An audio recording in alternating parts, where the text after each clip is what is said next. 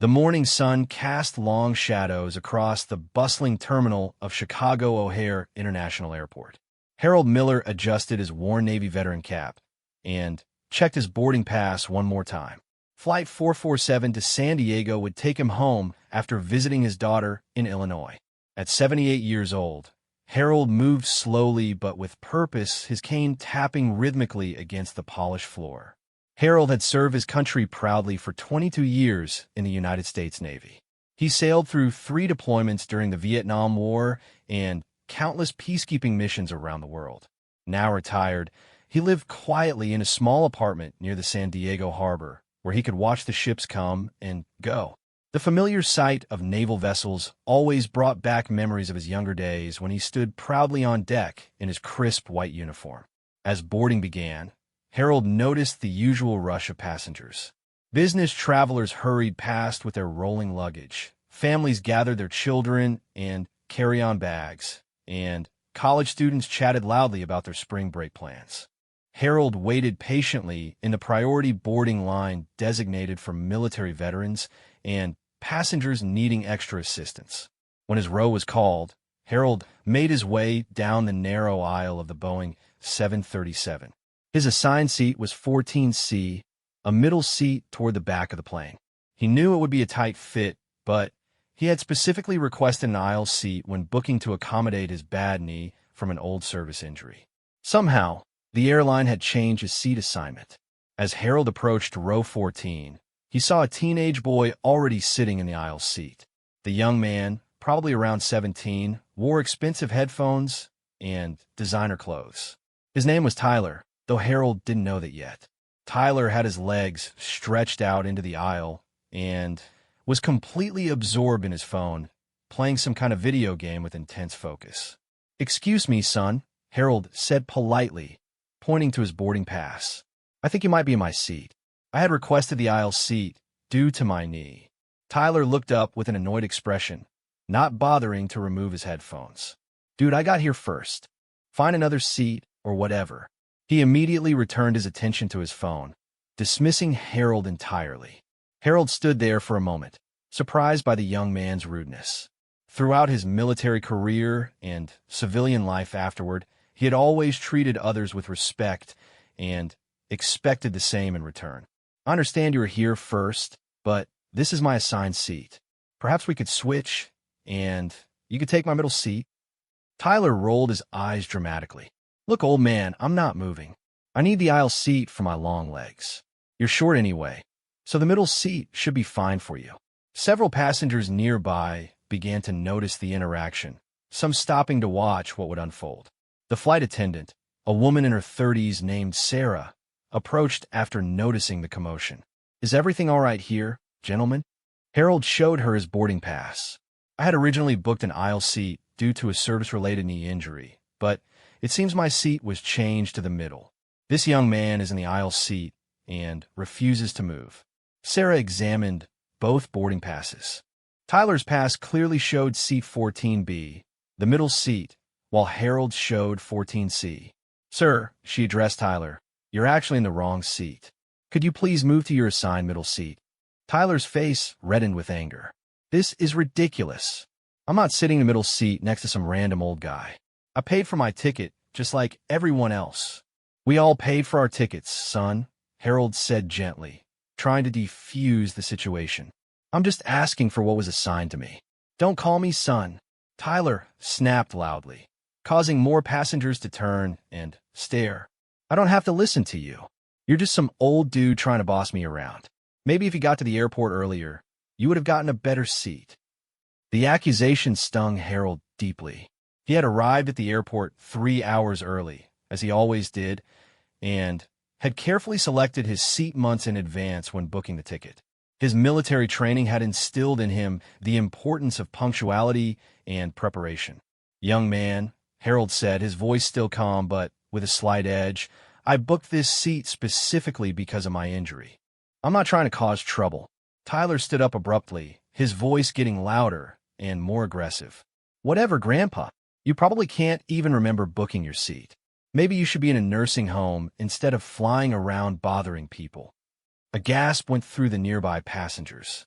An elderly woman in the row behind shook her head in disapproval. A businessman nearby muttered something about kids these days under his breath.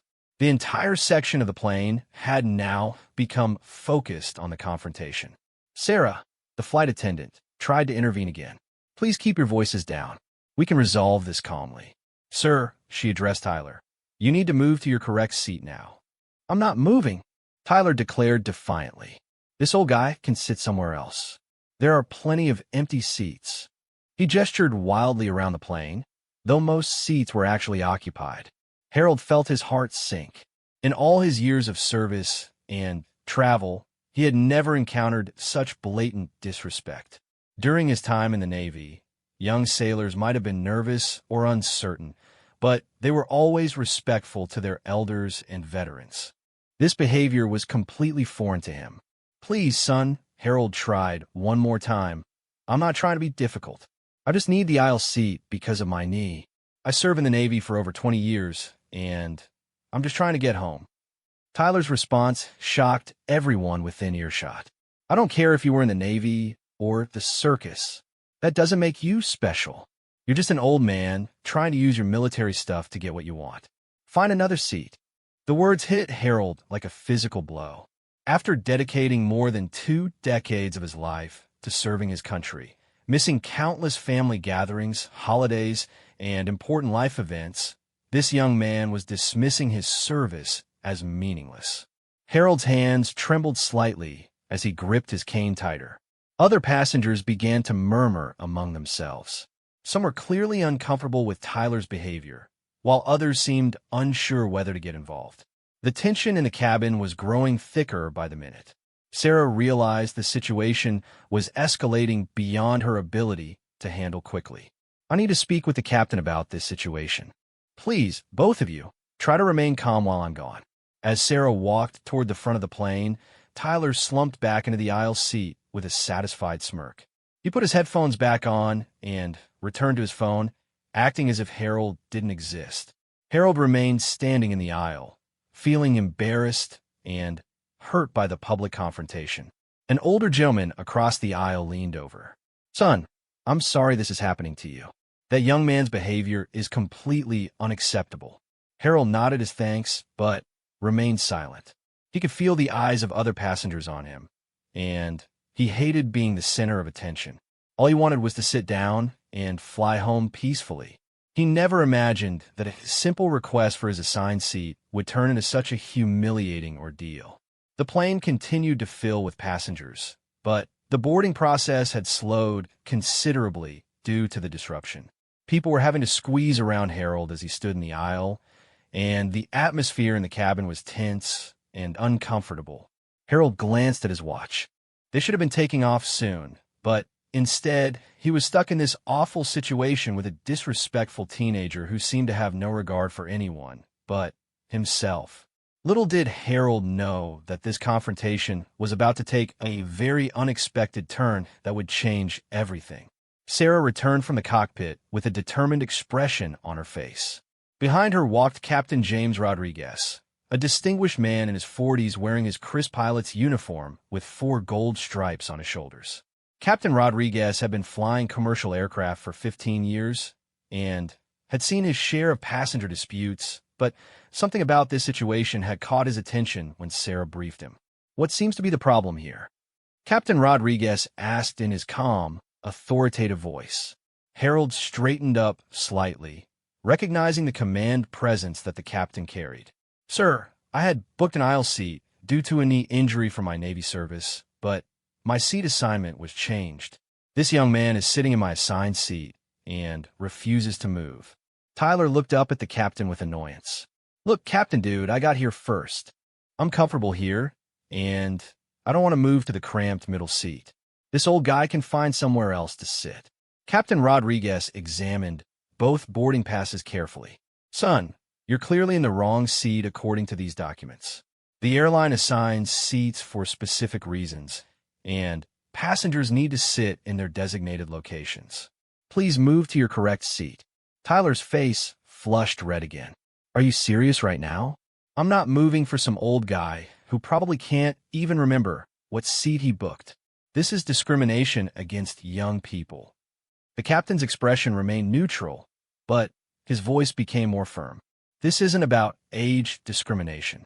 This is about following airline policies and basic courtesy. You need to move to your assigned seat now. No, Tyler shouted, causing several passengers to jump. I'm staying right here. What are you going to do about it?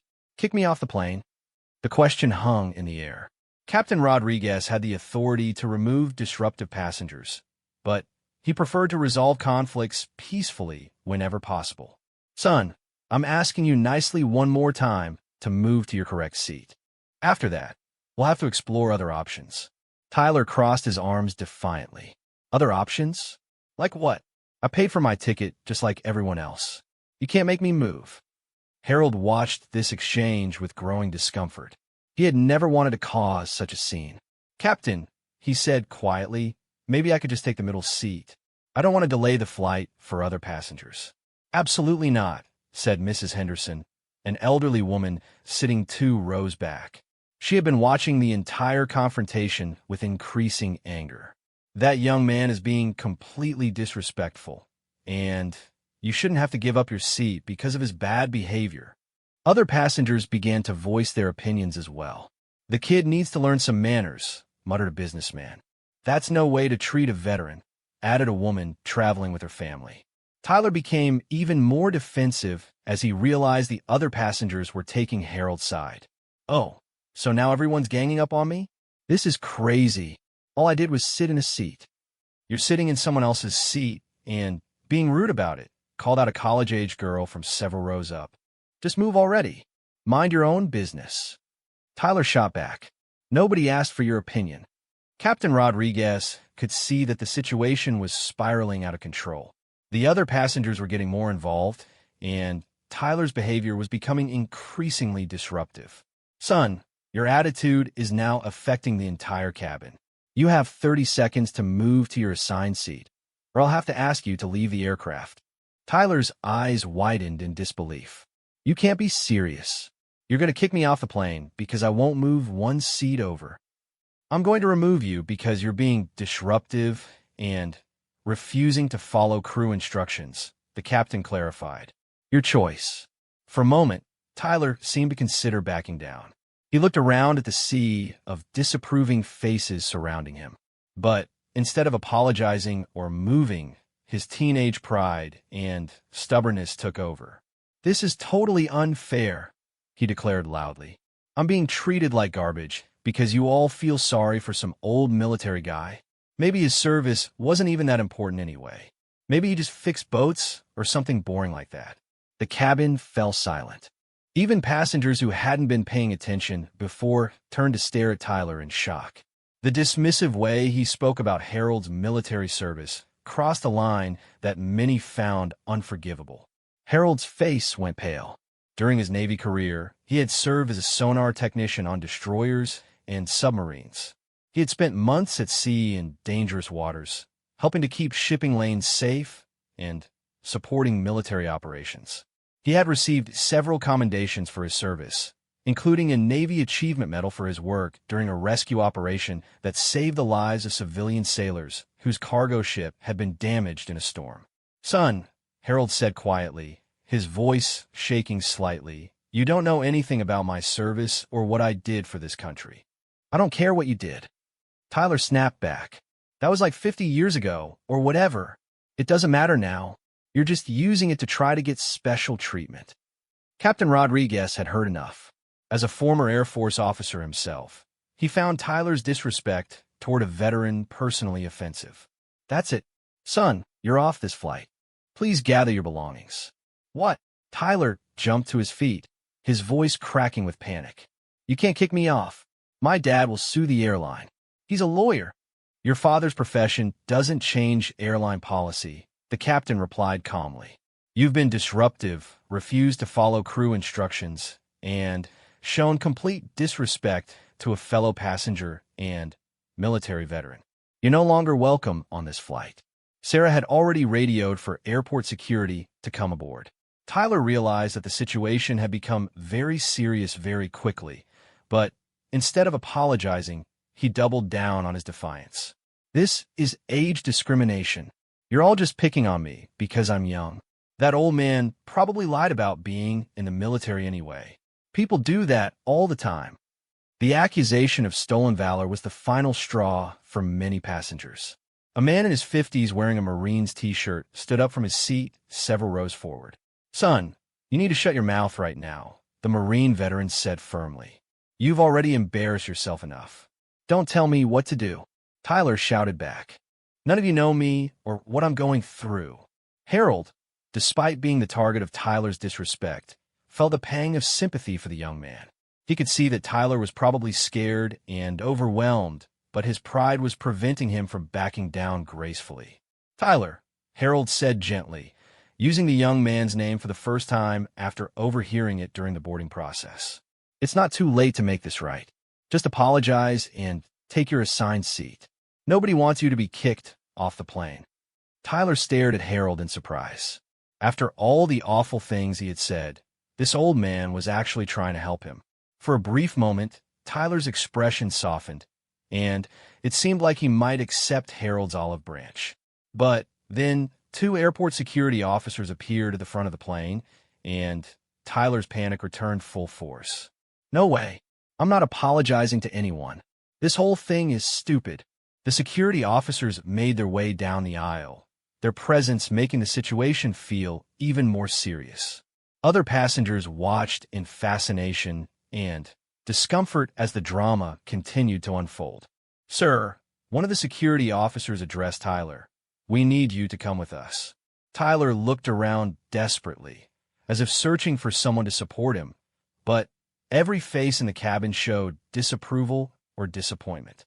He had managed to turn what could have been a simple seat switch into a major incident that was now going to result in his removal from the flight. Captain Rodriguez turned to address the other passengers. "Ladies and gentlemen, I apologize for this disruption. We'll have this resolved shortly and be on our way." As the security officers waited for Tyler to gather his belongings, the teenager made one final, desperate attempt to justify his behavior. What he said next would shock everyone even more than his previous comments had. Tyler grabbed his expensive backpack from the overhead bin, his hands shaking with a mixture of anger and fear. The security officers stood patiently beside him, waiting for him to comply, but Tyler wasn't ready to give up yet. In his teenage mind, he had been wronged, and he was determined to have the last word. "You know what?" Tyler announced loudly, turning to face the entire cabin of passengers. "This is all completely unfair. You're all treating me like a criminal because I wouldn't give up my seat to some old guy who thinks he's entitled to special treatment." The passengers watched in stunned silence as Tyler continued his outburst. Harold stood quietly in the aisle, his weathered hands gripping his cane, looking smaller and more fragile than ever.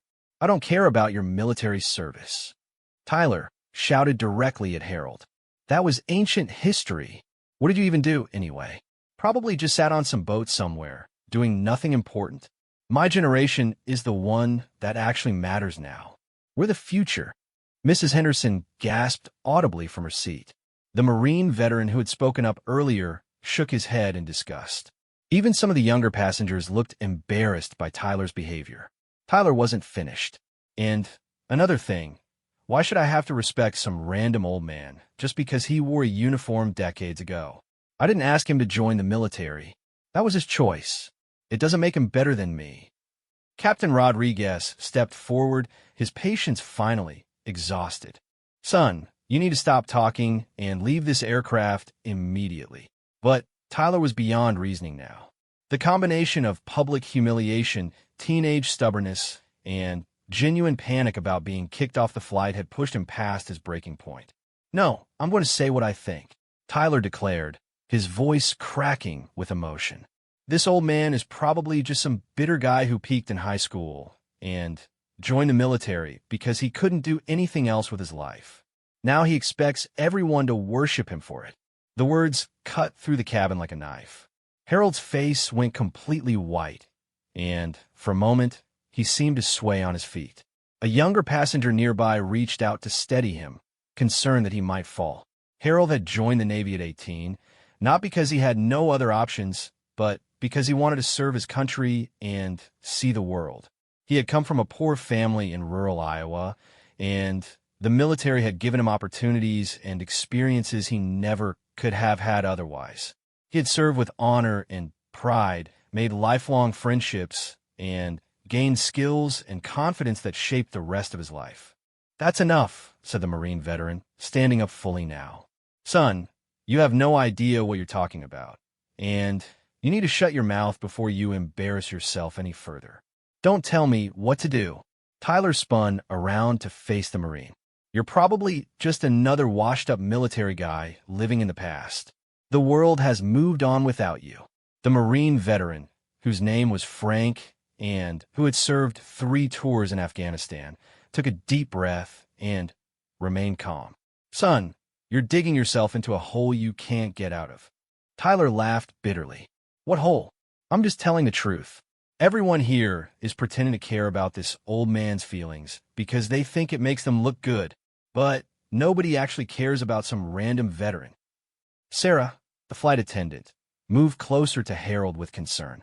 She could see that the young man's words were deeply hurting the elderly veteran, who stood silently with tears beginning to form in his eyes.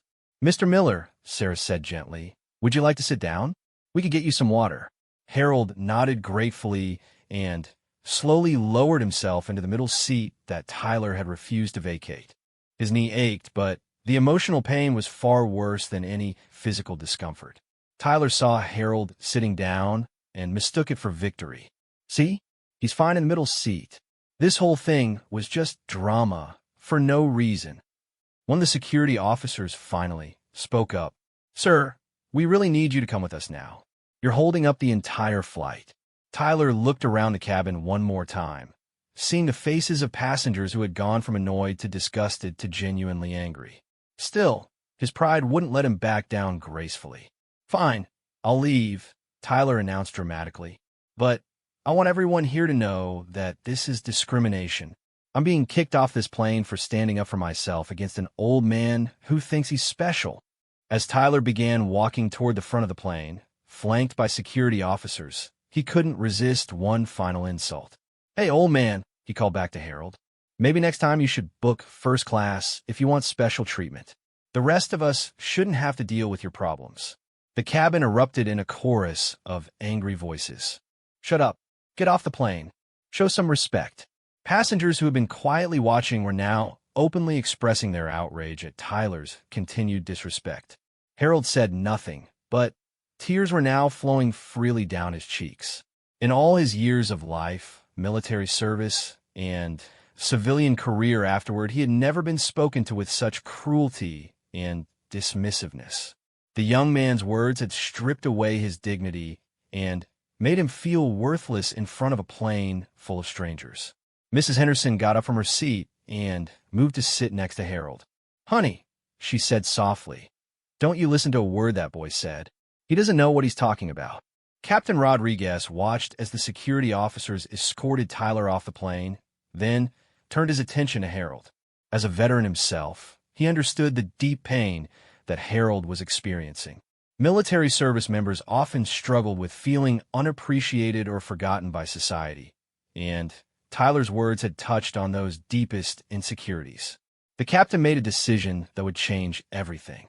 "Ladies and gentlemen," Captain Rodriguez announced over the plane's intercom system, his voice carrying to every passenger.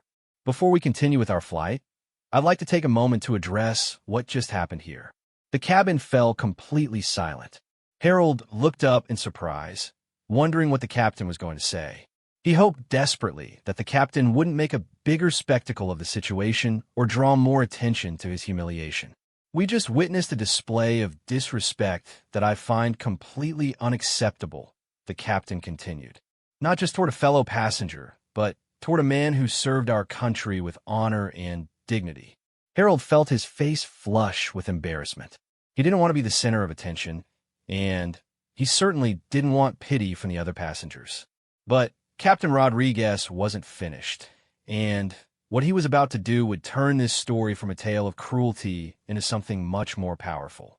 "Mr. Miller," the captain said, looking directly at Harold, I'd like to know more about your service. Would you mind telling us what you did in the Navy?" Harold's eyes widened in surprise. The last thing he wanted to do was talk about himself in front of all these people. But something in the captain's tone and expression told him that this was important. "Sir," Harold said quietly, "I was a sonar technician. I served on destroyers and submarines for 22 years. Captain Rodriguez nodded respectfully. "That's highly skilled and dangerous work. What did you serve?" Harold hesitated, uncomfortable with the attention, but sensing the genuine respect in the captain's voice.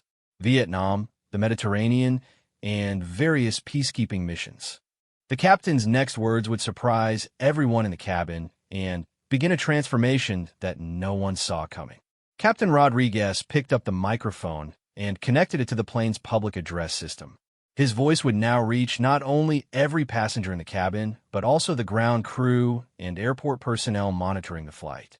"Ladies and gentlemen, this is your captain speaking," he began, his voice carrying a weight and authority that commanded immediate attention. "Before we begin our flight to San Diego today, I want to share something important with all of you." Harold shifted uncomfortably in his middle seat, still unsure of what was happening. Mrs. Henderson patted his arm reassuringly, while other passengers turned to look at him with curiosity and growing respect. "We have a very special passenger with us today," Captain Rodriguez continued. "Mr. Harold Miller served in the United States Navy for 22 years. He was a sonar technician, which means he was responsible for detecting submarines, enemy vessels, and underwater threats that could endanger his ship and crew." The captain paused, letting the significance of Harold's role sink in with the passengers. Most civilian travelers had little understanding of the technical expertise and courage required for such military service. During the Vietnam War, sonar technicians like Mr. Miller worked around the clock in cramped, high-pressure environments, often under enemy fire. Their skill and dedication saved countless American lives and helped protect freedom around the world. Harold felt tears welling up in his eyes again, but this time they weren't tears of humiliation. For the first time in years, someone was acknowledging not just his service, but the specific importance and difficulty of what he had done. Captain Rodriguez wasn't finished, but Mr. Miller's service went beyond just doing his job. "According to military records I was able to access through our airline's veteran verification system, he received multiple commendations, including a Navy Achievement Medal for his actions during a civilian rescue operation." Harold's eyes widened in surprise. He had no idea that information about his service record was accessible to the captain, and he had never talked about his medals with anyone outside his immediate family. The captain continued reading from his screen. "In 1972, Petty Officer Miller's destroyer responded to a distress call from a civilian cargo ship that had been damaged in a severe storm. While his ship battled dangerous seas and high winds, Miller remained at his sonar station for 18 consecutive hours, tracking debris and survivors in the water. His precise readings helped guide rescue boats to 7 survivors who would have otherwise been lost at sea." The cabin was completely silent now. Passengers who had been checking their phones or reading magazines were now focused entirely on the captain's words and looking at Harold with newfound admiration. Those 7 people went home to their families because of the dedication and skill of sailors like Mr. Miller, Captain Rodriguez said, his voice thick with emotion. One of those survivors was a young father named Robert Chun, who went on to become a doctor and saved hundreds of lives during his career.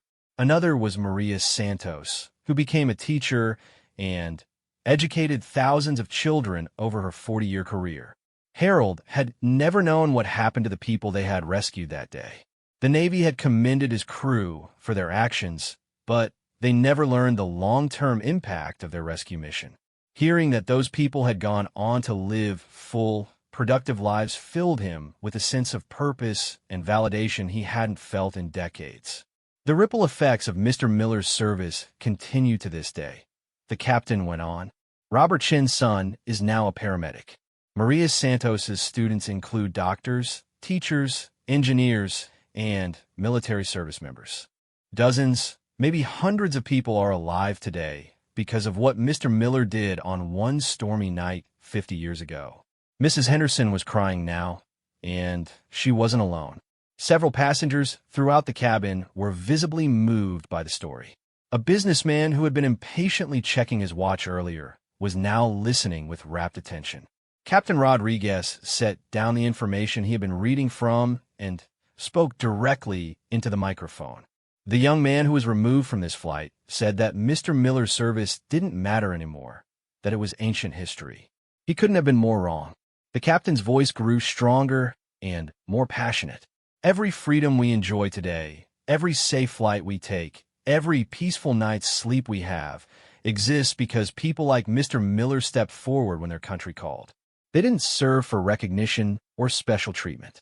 They served because it was the right thing to do.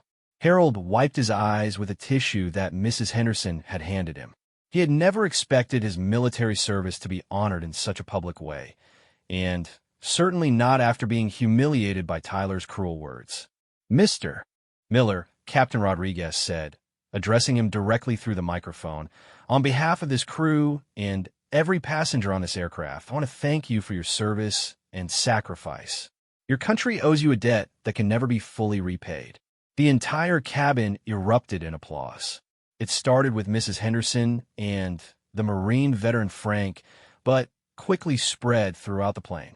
Passengers stood up, clapping enthusiastically, and some calling out, "Thank you for your service," and "We appreciate you." Harold was overwhelmed by the response. After Tyler's hurtful words, he had felt forgotten and worthless. Now, surrounded by the appreciation of total strangers, he felt a restoration of dignity that touched him deeply. But Captain Rodriguez still wasn't finished with his tribute. "There's something else I want to share with you all," the captain continued as the applause died down. "As a former Air Force officer myself, I have the greatest respect for our Navy veterans. But Mr. Miller's service record shows something else that makes his humility today even more remarkable." Harold looked up in confusion, wondering what else the captain could possibly know about his service. Mr. Miller was offered the opportunity to attend officer candidate school and become a commissioned officer, but he turned it down. Not once, but 3 times. You know why? Because he wanted to stay with his enlisted crew. He believed his job was to serve alongside the sailors he had trained with, not to command from an office. This revelation surprised even Harold himself. He had never thought of his decision to remain an enlisted sailor as particularly noble. He had simply felt more comfortable working directly with the sonar equipment and serving alongside the men who had become like brothers to him. That level of loyalty and dedication to his fellow service members is exactly what we need more of in this world, Captain Rodriguez declared. Mr. Miller chose service over status, loyalty over advancement, and teamwork over personal gain. The passengers burst into applause again, even more enthusiastic than before. Harold felt a pride in his service that he hadn't experienced since his retirement ceremony more than a decade earlier. Frank, the Marine veteran, stood up and addressed the cabin. "Captain, if I may, I'd like to say something." Captain Rodriguez nodded his approval, and Frank turned to face Harold directly. "Sir, I served 3 tours in Afghanistan, and I know something about sacrifice and service. What that young man said to you today was completely out of line, and it doesn't represent how real Americans feel about our veterans." Frank's voice carried throughout the quiet cabin. "You served with honor during a time when military service wasn't popular back home. You and your generation paved the way for the respect and support that my generation received. We owe you more than we can ever repay." Other passengers began to speak up as well. A middle-aged woman called out, "My father was in Vietnam too. Thank you for your service." A college student added, "My grandfather would have been proud to serve with you." Harold was completely overwhelmed by the outpouring of support and respect. What had started as the worst travel experience of his life was turning into something beautiful and healing. But Captain Rodriguez had one more surprise that would make this day unforgettable for everyone involved. Captain Rodriguez handed the microphone to Sarah and walked down the aisle toward Harold. The entire cabin watched in anticipation as the captain approached the elderly veteran who was still wiping tears from his eyes. "Mr. Miller," Captain Rodriguez said, speaking loudly enough for everyone to hear, "I have a request to make of you." Harold looked up at the captain with confusion. "Yes, sir. Would you do me the honor of joining me in the cockpit for takeoff? As a fellow veteran and someone who has served our country with such distinction, I'd like you to see how we get this bird in the air." The invitation was completely unexpected. Harold had never been in a commercial aircraft cockpit, and the idea both thrilled and intimidated him. "Captain, I don't want to be any trouble or get in the way." "You wouldn't be any trouble at all," Captain Rodriguez assured him. "In fact, it would be my honor to have you up there." The passengers burst into applause once again, clearly approving of the captain's gesture. Mrs. Henderson squeezed Harold's hand encouragingly. "Go on, honey. You deserve this." Harold slowly stood up with the help of his cane, still somewhat overwhelmed by all the attention. As he made his way toward the front of the plane, passengers reached out to shake his hand, pat his shoulder, and offer words of thanks and encouragement. "Thank you for serving our country," said a young mother traveling with her children. "God bless you," added an elderly gentleman across the aisle. The college student who had earlier criticized Tyler's behavior stood up and saluted Harold as he passed, a gesture that brought fresh tears to the veteran's eyes. Frank, the Marine veteran, stepped into the aisle as Harold approached his row. Without a word, he snapped to attention and rendered a crisp military salute. Harold, despite being retired for years, instinctively returned the salute with the precision and dignity of his Navy training.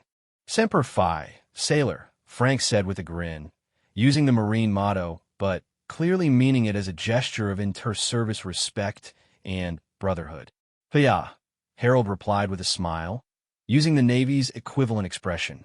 As Harold made his way to the cockpit, Captain Rodriguez made another announcement over the intercom. "Ladies and gentlemen, this is going to be a special flight. We have a genuine American hero aboard today, and I want everyone to remember this moment." Sarah helped Harold into the cockpit, where he met First Officer Lisa Chun, a former Army helicopter pilot who was equally excited to meet Harold. "Mr. Miller, it's an absolute pleasure," she said, shaking his hand warmly. "My grandfather served in the Pacific during World War II. He would have loved to meet you." The cockpit was far more complex than Harold had imagined, with hundreds of switches, displays, and instruments covering every surface. Captain Rodriguez explained some of the basics, while the crew completed their pre-flight preparations. "You know, Mr. Miller," the captain said as they worked through their checklist, "that sonar work you did requires the same kind of precision and attention to detail that we use in aviation. Different technology, same principles." Harold was fascinated by the comparison and found himself asking technical questions about navigation, weather monitoring, and communication systems. Despite the 40-year gap between his Navy service and modern aviation, his military training and technical background helped him understand the sophisticated systems that guided commercial aircraft. Meanwhile, in the cabin, the passengers were still buzzing with excitement about what they had witnessed. Many were taking photos and videos to share with family and friends, documenting this extraordinary display of respect for a veteran. Mrs. Henderson had moved to Harold's window seat so she could watch him in the cockpit. She had served as a nurse during the Korean War and understood the mixture of pride and humility that Harold was probably feeling. Sarah made another announcement to the passengers. "Ladies and gentlemen, we're about to begin our takeoff. Mr. Miller is joining our crew in the cockpit, and Captain Rodriguez has asked me to let you know that this flight is dedicated to all our military veterans, past and present." As the plane began to taxi toward the runway, Harold watched in amazement as the ground crew members gave them a salute from the tarmac. Captain Rodriguez had radioed ahead to let them know about their special passenger, and word had spread quickly through the airport community. "Tower, this is Flight 447 requesting clearance for takeoff," Captain Rodriguez said into his headset. "We have a very special passenger aboard today, a Navy veteran who served our country with distinction for 22 years. The air traffic controller's response crackled through the radio. Flight 447, you are cleared for takeoff. Please pass along our thanks to your veteran passenger. As the massive aircraft began its takeoff roll, Harold gripped the armrest of his seat in the cockpit. The acceleration was incredible, far different from the slower, steadier pace of naval vessels he had known during his service. "Here we go, Mr. Miller," Captain Rodriguez said with a smile as the plane lifted off the runway. Harold watched through the cockpit windows as Chicago fell away below them, the city shrinking to a collection of toy buildings and tiny cars. The experience was breathtaking and gave him a new appreciation for the skill and responsibility carried by the flight crew. As they climbed to cruising altitude, First Officer Chun turned to Harold with a question. "Mr. Miller, would you like to make an announcement to the passengers? I think they'd love to hear from you." Harold hesitated. Public speaking had never been his strong suit, and he was still processing all the emotions from the morning's events. But, looking at the encouraging faces of the crew members, he decided to try. Sarah handed him the microphone, and Harold's voice came through the cabin speakers. "Ladies and gentlemen, this is Harold Miller. I just wanted to say thank you for your kindness and support today. After what happened earlier, I was feeling pretty low, but you all reminded me that there are still good people in this world who care about doing the right thing." His voice grew stronger as he continued. "I didn't serve my country for recognition or special treatment. I served because I believed it was the right thing to do, just like that young man today should have done the right thing by taking his assigned seat. But what I've learned today is that sometimes, even when people let you down, there are others ready to lift you up." The cabin was completely quiet as passengers listened to Harold's heartfelt words. "To the young people listening, I want you to know that your generation gives me hope for the future. Most of you are kind, respectful, and willing to stand up for what's right. Don't let one bad example make you think otherwise about your generation or mine." Harold paused, gathering his thoughts for his final words. "And to my fellow veterans who might be listening to this story someday, never forget that your service mattered. It still matters. There are people who appreciate what you did, even if they don't always know how to show it. Today proved that to me." As Harold handed the microphone back to Sarah, the entire cabin erupted in the loudest applause yet. Passengers were standing, cheering, and many were openly crying at his humble and gracious words. Captain Rodriguez put his hand on Harold's shoulder. "Mr. Miller, that was perfect. You've just given everyone on this plane a lesson in grace, dignity, and forgiveness that they'll never forget." For the rest of the flight, Harold remained in the cockpit, learning about modern aviation and sharing stories of his Navy service with the crew. When they began their descent into San Diego, he could see the harbor where he had once served, now filled with both military and civilian vessels. "There's my old stomping grounds," Harold said with a smile, pointing toward the naval base San Diego. "Would you like to do the landing announcement?" Captain Rodriguez asked. Harold graciously accepted, and his voice once again filled the cabin. "Ladies and gentlemen, we're beginning our descent into San Diego. On behalf of Captain Rodriguez, First Officer Chun, and the entire crew, thank you for making this such a memorable flight. May God bless you all, and may God bless America." As the plane touched down smoothly on the runway, Harold realized that what had started as the worst travel experience of his life had become one of the most meaningful days he had experienced since his retirement. The cruelty of one young man had been overwhelmed by the kindness and respect of dozens of others. When the plane reached the gate, Captain Rodriguez made one final announcement. "Ladies and gentlemen, thank you for flying with us today. Before you deplane, I want you to know that you've all been part of something special. You've shown that respect, dignity, and common decency are still alive, and, well, in America. Mr. Miller, it has been an absolute honor to have you aboard." As Harold prepared to leave the cockpit, he shook hands with each crew member. "Thank you," he said simply. "This old sailor will never forget today." When Harold emerged from the cockpit, the entire cabin of passengers stood and applauded one more time. Many approached him as he made his way down the aisle, shaking his hand, taking photos with him, and sharing their own family military stories. Mrs. Henderson walked with him off the plane, and as they entered the terminal, Harold noticed something extraordinary. Word of what had happened on the flight had somehow spread through social media and airport communications. A small group of airport employees, including several veterans working in various capacities, had gathered to greet Harold as he arrived. Among them was a representative from the local Veterans Administration office, who approached Harold with information about veteran services he might not have known were available to him. There was also a young Navy sailor in dress uniform who had been traveling through the airport and heard about Harold's story. "Petty Officer Miller," the young sailor said, rendering a sharp salute. "On behalf of today's Navy, thank you for your service and for representing our branch with such honor." Harold returned the salute with tears in his eyes, marveling at how much his life had changed in just a few hours. He had boarded the plane that morning feeling invisible and forgotten, dismissed by a thoughtless young man who saw him as nothing more than an obstacle to getting what he wanted.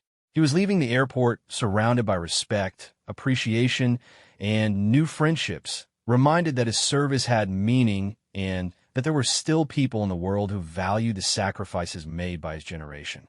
As for Tyler, he spent the day in the airport trying to book another flight, eventually arriving in San Diego 12 hours later than planned. He had time to think about his behavior and, according to social media posts he made later, came to regret his treatment of Harold. He eventually reached out to veteran organizations to volunteer his time as a way of making amends for his disrespectful words. But Harold never learned about Tyler's change of heart because he was too busy enjoying the rest of his life with a renewed sense of purpose and pride. The story of his flight became a reminder to everyone who heard it that a little respect and kindness can transform not just someone's day, but their entire outlook on life. Sometimes it takes a moment of public humiliation to reveal the true character of both those who witness it and those who experience it. On Flight 447 that day, character won out over cruelty, respect triumphed over rudeness, and an entire plane full of people learned that standing up for what's right never goes out of style.